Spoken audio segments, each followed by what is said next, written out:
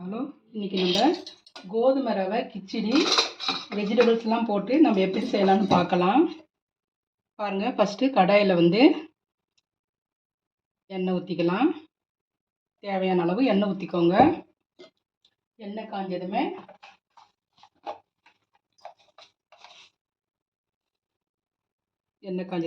கடுகு போட்டுக்கலாம்.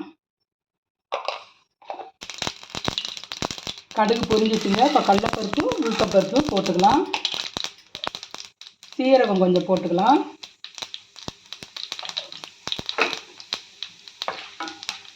கடுகு நல்லா பொரிஞ்சிச்சுங்க. கடலைப்பருப்பு போட்டு கொஞ்சம் இதாகணும், செவந்து வரட்டும்.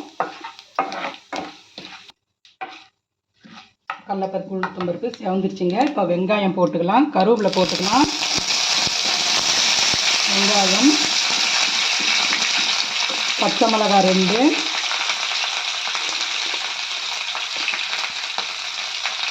இஞ்சி கொஞ்சம், இஞ்சி ஒரு துண்டு, சின்ன 1 இன்ச்சு அளவுக்கு இஞ்சி பொடி பொடியாக கட் பண்ணிக்கிட்டோம். இது நல்லா ஃப்ரை ஆகட்டும். பாருங்கள், 1 கப்பு ரவை எடுத்துருக்கோம் அளவு.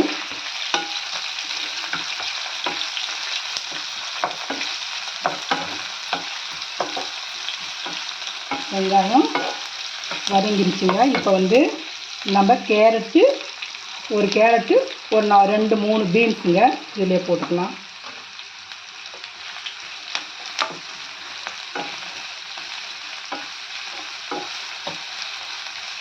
நல்லா 2 வதங்கட்டும்.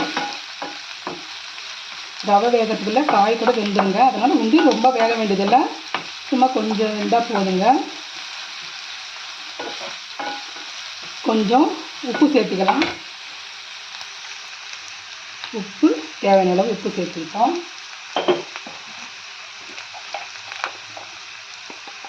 மஞ்சள் கொஞ்சமாக சேர்த்துக்கலாம்.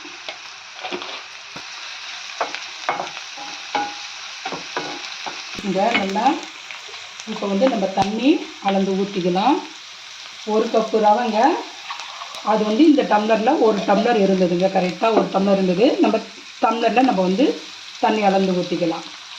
1 கப்பு ரவைக்கு ஒரு 3 டம்ளர் தண்ணி ஊற்றிக்கலாம்.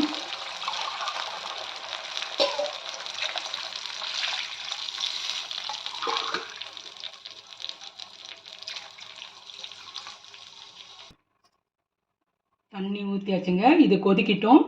உப்பு இருக்கா என்னன்ட்டு நீங்கள் பார்த்துக்கோங்க. உப்பு இல்லைன்னா கொஞ்சம் உப்பு போட்டுக்கோங்க. கரெக்டாக இருக்குது.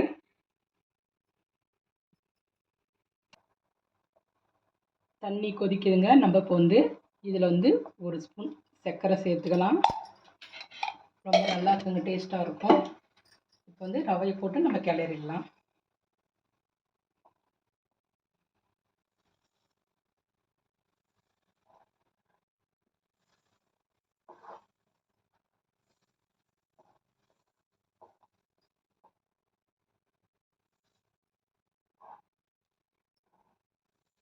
ரவையெல்லாம் போட்டாச்சு. இது ஸ்டவ் சிம்மில் வச்சு நம்ம கொஞ்ச நேரம் நல்லா வேகட்டும். இப்போ க்ளோஸ் பண்ணி வைக்கலாம். பாருங்கள், உப்புமா நல்லா வெந்துருச்சு. சிம்மிலேயே நல்லா வெந்துருச்சு. காயை கூட நல்லா வெந்துக்குதுங்க காயெல்லாம். இப்போ நம்ம கொத்தமல்லி தழை இதில் மேலே போட்டு ஆஃப் பண்ணிக்கலாம். சூப்பரான கோதுமை கிச்சடிங்க. ரொம்ப நல்லாயிருக்கு. நீங்கள் செஞ்சு பார்த்துட்டு எப்படி இருக்குன்னு சொல்லுங்கள். மேலே 1 ஸ்பூன் நெய் ஊற்றிக்கலாங்க. 1 ஸ்பூன் நெய் ஊற்றிக்கலாங்க. இது நைட் டின்னர் கூட ரொம்ப நல்லாயிருக்கும். இந்த மாதிரி செஞ்சு சாப்பிட்டுட்டு எப்படி இருக்குதுன்னு நீங்கள் எங்கள் சேனலுக்கு சப்ஸ்கிரைப் பண்ணுங்கள், லைக் பண்ணுங்கள், ஷேர் பண்ணுங்கள், கமெண்ட் பண்ணுங்கள். சூப்பரான கோதுமை கிச்சடி ரெடி ஆகிடுச்சுங்க. பாருங்கள், சூப்பராக இருக்குது.